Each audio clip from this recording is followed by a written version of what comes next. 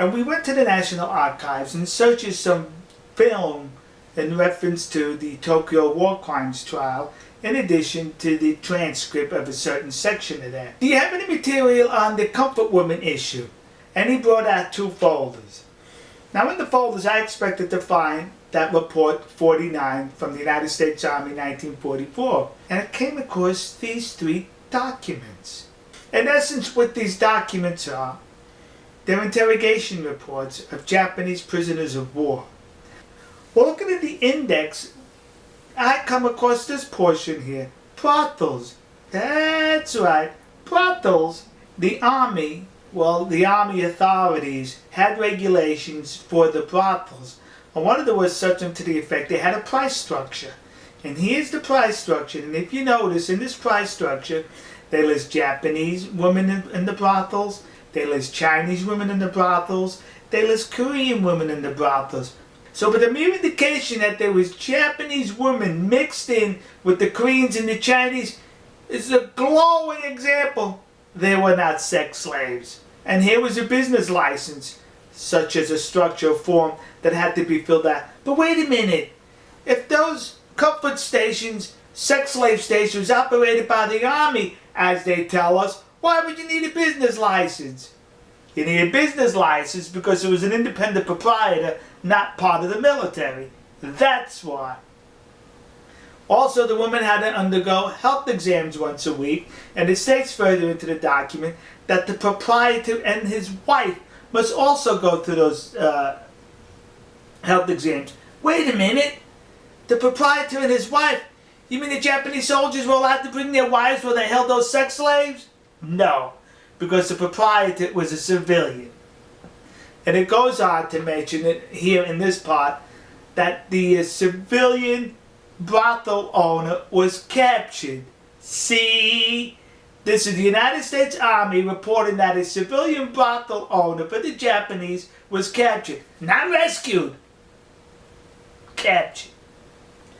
Then we have another section here where a Korean, someone in Korea, operates a restaurant, wasn't making enough money, so applied to open up a brothel in the occupied areas. Gee! What is that? Does that mean a Korean operating one of these guys? One of these comfort stations with the sex slaves from Japan, China, and Korea? And it goes on to read in one portion that the recruiters paid the families for the use of the girls in Korea and in China. And if we all know, if you know your history, that in China and in Korea, going back, women were discarded. When I say discarded, especially in poor families, they were considered more of a burden. So if the family was poor, they sold their daughters into servitude. Not always sexual servitude, could have been maids or field hands, etc. But that the daughters were disposable, as we see here. It goes on further in the report by the United States Army that the Army, meaning the Japanese Army, made no money off of these brothels. Gee, what kind of sex slavery is that you make no money off of them?